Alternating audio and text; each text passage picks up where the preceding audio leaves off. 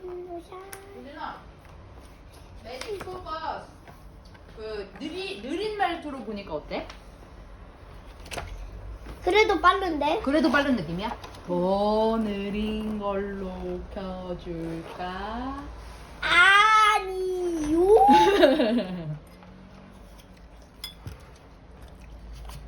자, 어떤 거야? 신기한 스쿨버스 퀴즈. 스쿨버스 연어가 되다. 스쿨버스가 연어가 됐다고? 봐보자. 오, 뭐야 지금? 얘네 어디 안에 들어가 있어? 연어 알. 연어 알? 응. 그럼 뭐 연어한테서 나온 거야? 연어 뱃속에서? 스쿨버스 연어. 아, 스쿨버스 연어. 그렇구나. 그럼 맞네. 연어에서 나온 거네. 그지?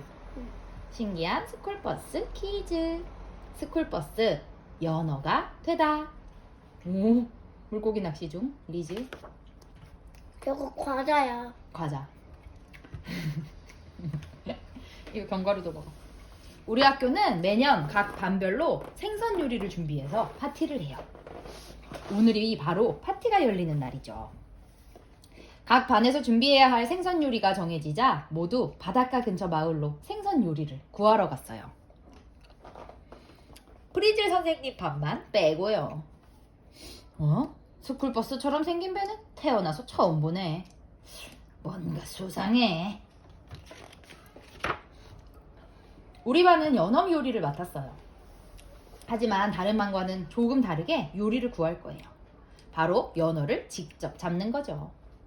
그래서 우리는 신기한 스쿨버스 배를 타고 바다 한가운데에서 연어 낚시를 했어요.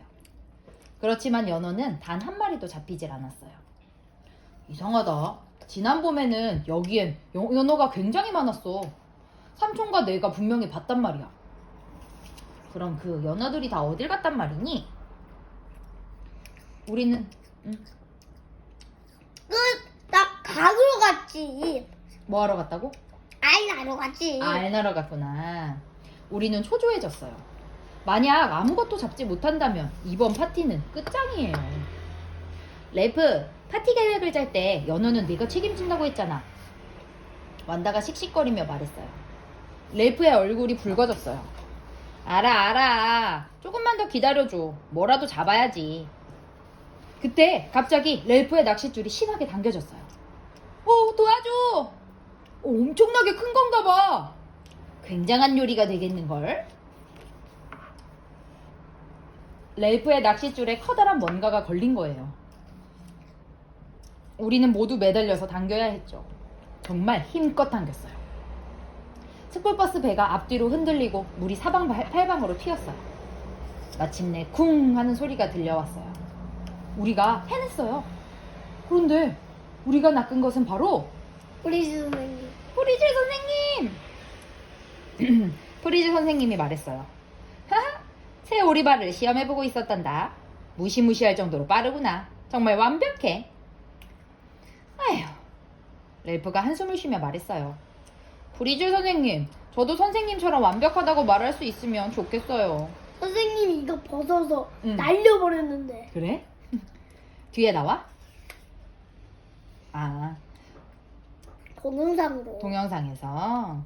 오늘 하루 종일 잡은 거라고는 선생님 뿐이에요. 프리즐 선생님이 말했어요. 어머, 그래? 설마 연어가 없어서 우리 학교 학생 모두에게 연어 요리를 해주겠다는 약속을 못 지킨다는 말은 아니겠지? 연어만 잡을 수 있다면 뭐든지 할게요.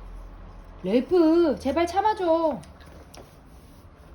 프리즐 선생님의 눈빛이 견학을 갈 시간이라는 걸 알려주었어요. 우리는 선생님을 따라 신기한 스쿨버스 배에 조종실로 갔어요. 선생님, 집에 가는 건가요? 래프가 물었어요. 프리즐 선생님이 말했어요. 래프, 연어가 다른 곳으로 가버렸다면 우리도 그곳으로 가야 하지 않겠니? 리즈, 출발! 리즈가 조종관의 손잡이를 잡아당겼어요. 스쿨버스는 바다 위에서 빙그르르 돌았어요. 버스의 전조등이 거인의 눈처럼 커다랗게 부풀어 오르기 시작했죠. 또 버스에는 지느러미와 꼬리가 생겨났어요. 아직 학교로 돌아갈 시간이 아닌 것만은 확실해요. 그렇다면 어디로 가는 거죠? 잠깐. 우리는 연어를 잡으려던 거지 연어가 되려던 건 아니잖아요. 프리즐 선생님이 조종실의 컴퓨터에 디스크를 넣으며 말했어요. 여러분, 아직은 버스가 진짜 연어로 변한 게 아니에요. 그렇지만 이 새로운 마이크로버스 프로그램만 있으면 그런 효과를 낼 수 있어요. 이 프로그램은 버스가 연어의 지능과 기억력을 갖도록 해줄 거예요. 이걸 여기 넣어. 아, 래프, 버스는 연어가 가는 곳이라면 어디든지 갈 거란다. 버스 여기저기에 컴퓨터 모니터가 있었어요. 오, 저것은 마이크로버스의 모니터들이란다. 버스가 무얼 느끼고 있는지 보여주지. 프리즐 선생님이 설명했어요. 버스 연어는 헤엄쳐 갔어요. 우리는 모두 일어나서 마이크로버스의 모니터를 보았어요. 무슨 냄새를 맡는지 보여주는 모니터 앞에서 키샤가 킁킁거리며 말했어요. 짠 바다 냄새가 나. 정말 멋지지 않니? 카를로스와 도로시에는 무엇을 보는지 보여주는 모니터 앞에 섰어요. 모니터로 버스 연어가 보는 것이 보였어요. 작은 물고기 떼였어요. 버스가 점심 식사를 하려나 봐요. 버스 연어가 입을 크게 벌리더니 물고기 떼를 꼴꺽 삼켰어요. 피비와 렐프는 무슨 맛을 느끼는지 보여주는 모니터를 보고 있었어요. 버스가 물고기를 삼키자 작은 물고기의 모습이 모니터에 나타났어요. 프리즐 선생님, 이건 뭐예요? 뭔가 좀 이상해요. 아널드가 모니터에 나타난 물결 모양의 선을 지켜보며 물었어요. 그건 옆줄이란다. 연어의 몸 양쪽에는 옆줄이란 게 있어요. 옆줄은 물속의 아주 작은 움직임도 느낄 수 있게 해주는 거죠. 그렇게 연어는 눈으로 볼 수 없는 것을 느낄 수 있어요. 프리즐 선생님이 설명했어요. 그때 렐프가 걱정스럽게 물었어요. 그런데도 큰 물고기에게 잡아먹히나요? 그제야 우리는 날카로운 이빨이 여러 겹 나 있는 거대한 물고기를 보았어요. 바로 상어. 백상어. 상어가 우리 쪽으로 곧장 헤엄쳐 오고 있는 거예요. 여기에서 빨리 빠져나가야 해. 렐프가 외쳤어요. 렐프는 조종관으로 달려가서 조종타를 돌리고 발로 가속 페달을 밟았어요. 그러나 버스 연어는 꿈쩍도 하질 않았어요. 가속 페달이 움직이질 않아. 조종타도 돌아가지 않고. 렐프가 말했어요. 프리즐 선생님이 말했어요. 당연하지. 렐프, 버스는 더 이상 우리 말을 듣지 않을 거야. 스스로 움직이지. 버스는 자신이 연어라고 생각하고 있거든. 이젠 끝이야. 카를로스가 절망적으로 말했어요. 얘들아, 잠깐만. 연어에게도 기회를 줘야지. 잡아먹히는 기회요? 아니, 예. 그런데 갑자기 버스 연어가 머리를 돌리더니 바다 깊은 곳을 향해 빠르게 헤엄쳤어요. 휴, 우리는 간신히 상어의 점심거리가 되는 걸 피했어요. 도로시앤이 작은 물고기 떼를 가리키며 또 점심 식사 얘기를 했어요. 얘들아, 버스가 또 물고기를 먹으려나 봐. 그러나 이번에는 물고기를 먹지 않았어요. 대신 버스는 다른 연어의 무리에 섞여 계속 헤엄쳤어요. 렐프, 연어떼를 찾았어. 그런데 다들 어디로 가는 거지? 몰라. 난 집에 가고 싶어. 렐프, 버스가 스스로 멈출 때까지 기다리는 수밖에 없단다. 버스는 계속 자신이 연어라고 생각하고 있거든. 도로시에는 자신의 공책을 펼쳤어요. 잠깐만. 내가 연구한 바에 따르면 연어가 먹지도 않고 다른 연어 무리와 함께 한 방향으로 열심히 헤엄친다는 건 이동을 시작했다는 거야. 가을의 철새처럼 말이야? 키샤가 물었어요. 우리 도대체 우리는 어디로 가는 거야? 모르겠어. 제발 멈추기나 하면 좋겠다. 어떤 연어들은 야, 안 멈추지. 강으로 가니까. 그래? 어떤 연어들은 수천 킬로미터씩 이동하기도 한데 몇 달씩 걸려서 말이야. 도로시앤이 말했어요.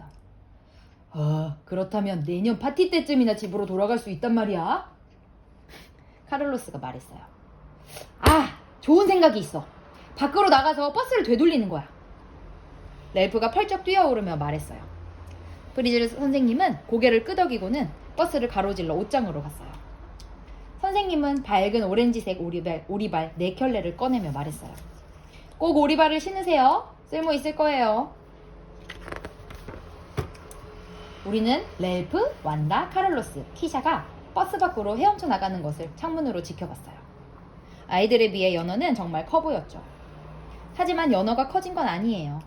버스가 연어로 변하면서 우리가 줄어든 거죠. 아, 새우가 된 기분이야. 카를로스가 말했어요. 불평 그만해. 집에 가려면 버스를 멈춰야 한단 말이야. 렐프가 말했어요. 아이들은 최선을 다해 헤엄쳐 버스가 지나가는 길 앞에 멈춰섰어요. 오! 바로 지금이야! 손을 잡아! 렐프가 소리쳤어요.